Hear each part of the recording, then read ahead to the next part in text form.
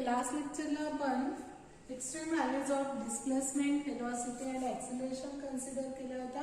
आता आपण काही डेफिनेशन बघणार आहे. त्याच्यामध्ये पहिली डेफिनेशन आहे ते म्हणजे amplitude of SHL.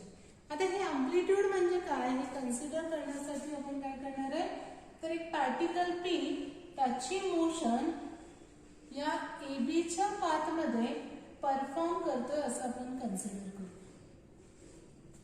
Particle, any particle performing its simple harmonic motion along this straight line. Now we consider center of this line is at O and which is considered as mean position of motion. तर या motion मध्ये O च्या ठिकाणी या AB चा जो centre आहे त्याला आपण कन्सिडर करणार आहे mean position of a particle. आता आपल्याला माहिती आहे जर आपल्याला डिस्प्लेसमेंट काढायचं असेल, समजा काही टाइम नंतर तो पार्टिकल पी च्या ठिकाणी असं कन्सिडर केलं आणि या मीन पोझिशन पासून त्यानं कव्हर केलेलं डिस्प्लेसमेंट हे आपण एक्स कन्सिडर केलं, तर आपण एखाद्या पार्टिकलचं जे डिस्प्लेसमेंट आहे, जो particle simple harmonic motion perform करतो, त्याच्यासाठी आपल्याला इक्वेशन माहिती आहे x is equal to a sin of omega t plus phi. Equation आपण लास्ट लेक्चरला बघितलेलं होतं. Displacement x is equal to a sin of omega t plus phi.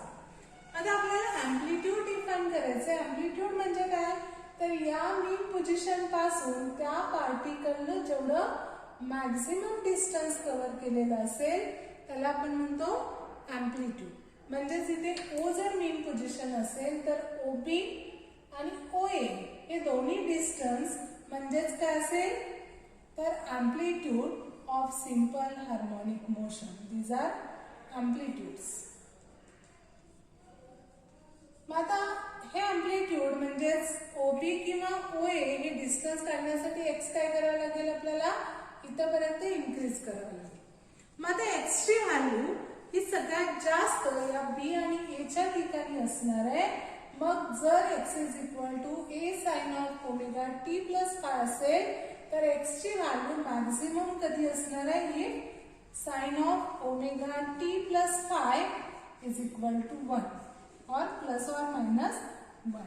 आता हीच मॅक्झिमम व्हॅल्यू काय घ्यायची, तर साइनच्या ज्या व्हॅल्यूज आहेत त्या 0 to 1 व्हॅरी होतात. व्हॅरी होत असताना 0 to 1 याच्यामध्ये साइनच्या व्हॅल्यू असतात. मग 0 ही मिनिमम व्हॅल्यू झाली, मॅक्झिमम व्हॅल्यू ही त्याची किती असेल, 1 असेल. म्हणजे जर आपण इथे 1 सबस्टिट्यूट केलं तरच x ची व्हॅल्यू ही मॅक्झिमम असू शकते. त्यामुळे sine of omega t plus phi जर इक्वल टू प्लस मायनस 1 असेल तर याच्यावरून x इज इक्वल टू काय येणार आहे, plus minus a. Means at x equal to plus a or minus a, displacement is maximum.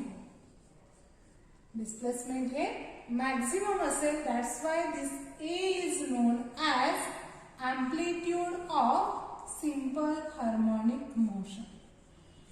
त्यामुळे a ला काय म्हणायचं, amplitude of simple harmonic motion. म्हणजे amplitude is nothing but maximum displacement of a particle from mean position and that displacement is a. That's why a is known as amplitude of simple harmonic motion. तर इथे जे डिस्प्लेसमेंटचे equation आहे ते कधी maximum असेल displacement, जर sine of omega t plus phi equal to plus minus 1 असेल तर. त्यामुळे x इज इक्वल टू काय येणार, plus minus a.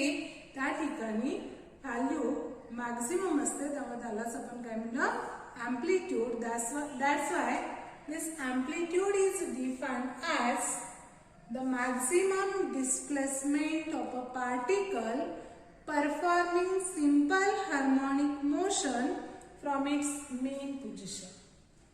The maximum displacement of a particle performing simple harmonic motion from its main position, it is amplitude. आता ही एक definition झाली. आता आपण कन्सिडर करणार आहे पिरियड. दुसरी डेफिनेशन आपल्याला बघायची ती म्हणजे period of simple harmonic harmonic motion किंवा जर एखादा particle simple harmonic motion perform करत असेल तर त्याचं एक ऑसिलेशन कंप्लीट होण्यासाठी लागणारा टाइम म्हणजेच आपण काय म्हणतो पिरियड. आता फॉर एक्झाम्पल समजा आपण ही मोशन कन्सिडर केली. आता याच्यामध्ये इथून इथपर्यंत त्याचं एक ऑसिलेशन कंप्लीट होतं कारण इथून त्याची सेम स्टेट म्हणजे सेम फेज इथे रिपीट होणार आहे. तसंच आपण इथे कन्सिडर करू शकतो जेव्हा एखादा पेंडुलम आपण व्हायब्रेट करतो त्याला ऑसिलेशन देतो तेव्हा तो पेंडुलम इकडून इकडे जाईल परत इकडे आला की त्याचं एक ऑसिलेशन कंप्लीट होणार आहे. परत त्याची जी स्टार्टिंग पोझिशन आहे ती सेमच राहणार म्हणजे तो परत सेम पोझिशनला येतो. सेम पोझिशन पासून परत तो सेट ऑफ मुवमेंट्स तो रिपीट करतो. त्यामुळं याला आपण काय म्हणतो पिरियड ऑफ ऑसिलेशन. म्हणजे याच्यासाठी लागणारा जो टाइम असेल तो काय असेल पिरियड असेल. म्हणजे इथं या टाइम नंतर तो जो पार्टिकल आहे त्याचा सेम पोझिशन तो रिपीट करणार आहे. सेम पोझिशनला तो परत येतो. त्यामुळं आपल्याला ही पिरियड काढण्यासाठी परत एकदा जे डिस्प्लेसमेंटचे इक्वेशन आहे ते आपण कन्सिडर करूया. x is equal to a sine of omega t plus phi. आता हे जे इक्वेशन आहे ते कधी कन्सिडर करायचे ऍट टाइम t म्हणजे t एवढ्या टाइमला तो particle x equal to a sine of omega t plus phi या डिस्टन्स वरती असेल.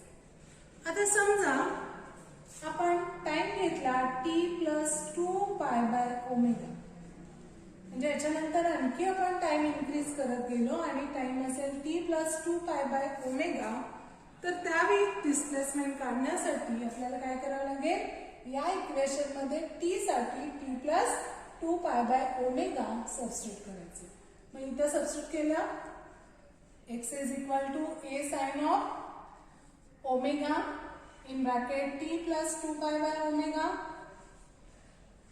plus काय होणार five. Omega in bracket t plus 2 pi by omega plus five is equal to a sin of. आता बघा या ओमेगाने आतमध्ये मल्टिप्लाय करायचं इथे येणार ओमेगा t प्लस इथे ओमेगाने मल्टिप्लाय केलं ओमेगा कॅन्सल होईल इथे राहणार आहे 2 pi plus phi is equal to आपण हे असं लिहू शकतो a sine of 2 pi plus omega t plus phi. आता हे काय झालं sign of 2 pi plus theta. Sign of 2 pi plus theta म्हणजेच काय असेल साइन थीटा असेल. त्यामुळे इथे आपल्याला इक्वेशन मिळेल x is equal to a sine of omega t plus phi. कारण इथे थीटा काय आहे ओमेगा t प्लस फाय आहे त्यामुळे इक्वेशन मिळालं x is equal to a sine of omega t plus phi. आता बघा टाइम t असेल त्यावेळी इक्वेशन होतं x is equal to a sine of omega t plus phi. ज्यावेळी टाइम आपण t plus 2 pi by omega consider केला त्यावेळी परत सेम इक्वेशन रिपीट होतं म्हणजेच x is equal to a sine of omega t plus phi. म्हणजेच तो particle 2 pi by omega एवढ्या टाइमच्या नंतर परत सेम पोझिशनला असणार. मग सेम पोझिशनला असेल म्हणजेच त्या ठिकाणी त्याचं एक ऑसिलेशन कंप्लीट होतं. म्हणजे 2 पाय बाय ओमेगा या टाइमला त्याचं एक ऑसिलेशन जर कंप्लीट होत असेल तर हा जो टाइम आहे त्याला काय म्हणतात पिरियड. कारण पिरियडची डेफिनेशन काय आहे time require to complete one oscillation. एक ऑसिलेशन कंप्लीट होण्यासाठी लागणारा टाइम म्हणजे काय असेल पिरियड असेल. मग 2 पाय बाय ओमेगा या टाइम नंतर त्याचं एक ऑसिलेशन कंप्लीट होतं. That's why we can write here period capital T is equal to 2 pi by omega. इथं आपल्याला T is equal to equation मिळेल 2 pi by omega. आता आपण सबस्टिट्यूट करत असताना डिफरन्शियल इक्वेशन मध्ये omega square is equal to k by m substitute केलेलं होतं. Omega square is equal to k by m. मग याच्यावरून ओमेगा इज इक्वल टू काय येणार, स्क्वेअर रूट ऑफ, इथं काय येणार omega is equal to square root of k by m. ओमेगाची व्हॅल्यू जर रूट के बाय एम असेल तर हे सबस्टिट्यूट केल्यानंतर पिरियड आपल्याला काय मिळेल, T is equal to 2 pi divided by square root of k by m, और we can write it as is equal to 2 pi square root of m by के.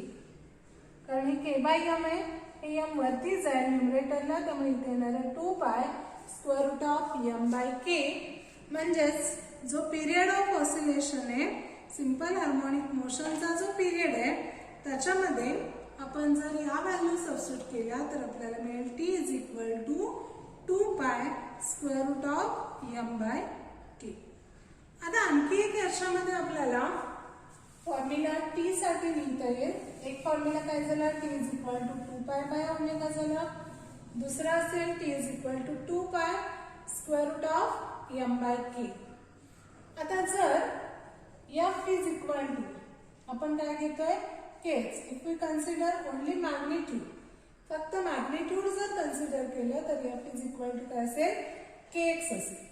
मग आता के इज इक्वल टू काय येणार, F upon x. आता एफचं Newton second law वरून काय येणार, mass into acceleration divided by x. आता काय करायचं आपल्याला, तर ही जी एम बाय के आहे त्या एम बाय के साठी व्हॅल्यू काढायची. मग एम बाय के असेल तर इथं आपण किंवा के बाय एम साठी लिहूया. के बाय एम साठी जी व्हॅल्यू आहे ती काय येणार, के अपॉन एम. म्हणजे एम आपण इकडे घेतलं म्हणजे इथे डिनॉमिनेटरला जाईल. K by m is equal to काय येणार, a upon x. K by m is equal to काय असेल, ए बाय एक्स असेल. ए बाय एक्स म्हणजेच काय, तर ए म्हणजे इथे ऍक्सिलरेशन, म्हणजे इथे येणार आहे acceleration per unit displacement. K by M म्हणजेच काय येणार आहे, ऍक्सिलरेशन पर युनिट डिस्प्लेसमेंट. मग हे जे इक्वेशन आहे T is equal to 2 pi divided by square root of k by m, त्याच्यामध्ये जर आपण ही व्हॅल्यू सबस्टिट्यूट केली तर आपल्याला टी साठी आणखी एक फॉर्म्युला लिहिता येईल. तो म्हणजे T is equal to 2 pi square root of acceleration per unit displacement. Acceleration per unit displacement means we get 3 formulas for period of SHM, that is 2 pi by omega, 2 pi square root of m by k, or 2 pi divided by square root of acceleration per unit displacement. And period is nothing but time taken by the particle to complete one oscillation. It is called period of simple harmonic motion. आता आपल्याला calculate करायचे ते म्हणजे frequency. पुढची definition आपल्याला जी आहे ती आहे फ्रिक्वेन्सी ऑफ एसएचएम. आता ही फ्रिक्वेन्सी काढत असताना पहिल्यांदा फ्रिक्वेन्सीची डेफिनेशन आपण बघूया. ती फ्रिक्वेन्सीची डेफिनेशन काय असते, number of oscillations completed per unit time. Number of oscillations per unit time और पर सेकंद. एका सेकंदामध्ये किंवा युनिट टाइम मध्ये त्यानं कव्हर केलेले जे ऑसिलेशन्स आहेत त्याला आपण म्हणतो फ्रिक्वेन्सी. मग जर समजा आपण पिरियड म्हणजे टाइम जो आहे तो time equal to period consider केला, इथे काय येणार आहे फ्रिक्वेन्सी म्हणजे number of oscillations per unit time म्हणजे डिवायडेड बाय टाइम येणार. टाइम हा तिथे युनिट असेल किंवा 1 सेकंद असेल, किंवा आपण नंबर ऑफ ऑसिलेशन्स किती टाइम मध्ये किती ऑसिलेशन्स कंप्लीट केले याच्यावरून पण ही फ्रिक्वेन्सी डिटरमाइन करू शकतो. पण जर टाइम म्हणजे पिरियड असेल तर पिरियड मध्ये तो पार्टिकल काय करतो, फक्त त्याचं एक ऑसिलेशन कंप्लीट करतो, त्याचं एक ऑसिलेशन कंप्लीट करतो. त्यामुळे frequency of simple harmonic motion n has formula equal to 1/t. आता आपण टी चे फॉर्म्युले बघितलेले आहेत. हा पण टीचा फॉर्म्युला आहे, हा टीचा फॉर्म्युला आहे, किंवा 2π/ω आहे. हे फॉर्म्युला जर सबस्टिट्यूट केले, इथे बघा 2π/ω सबस्टिट्यूट केला तर इथे आपल्याला मिळेल ω/2π. n इज इक्वल टू ω/2π मिळेल. जर हा फॉर्म्युला सबस्टिट्यूट केला t is equal to 2π√k/m, तर इथं 1/2π डिवायडेड बाय √k/m असणार आहे. म्हणजेच इथे काय येणार आहे, 2π√k/m. म्हणजे जे √k/m डिनॉमिनेटरला आहे ते न्यूमरेटरला जाईल, म्हणजे हा फॉर्म्युला मिळेल. किंवा जर आपण इथे हा फॉर्म्युला कन्सिडर केला तर इथे काय राहणार आहे, 1/2π into acceleration per unit displacement. Acceleration per unit displacement म्हणजे जी फ्रिक्वेन्सी आहे त्या फ्रिक्वेन्सीसाठी आपल्याला हे फॉर्म्युलेज मिळतील. n इज इक्वल टू 1/ω/2π असेल, किंवा 1/2π √k/m असेल, किंवा 1/2π ॲक्सिलरेशन पर युनिट डिस्प्लेसमेंट असेल. तर आपण इथे 3 डेफिनेशन बघितल्या. Amplitude, period, frequency. Amplitude is nothing but maximum displacement of a particle from its mean position. Period is the time taken by the particle performing SHM to complete one oscillation, and frequency is number of oscillations completed per unit time or in 1 second. This is known as frequency of SHM. Frequency चं unit असतं hertz, पिरियडचं unit असेल second, आणि amplitude म्हणजे distance आहे त्यामुळे त्याचं unit असणार आहे मीटर, आणि CGS असेल सेंटीमीटर.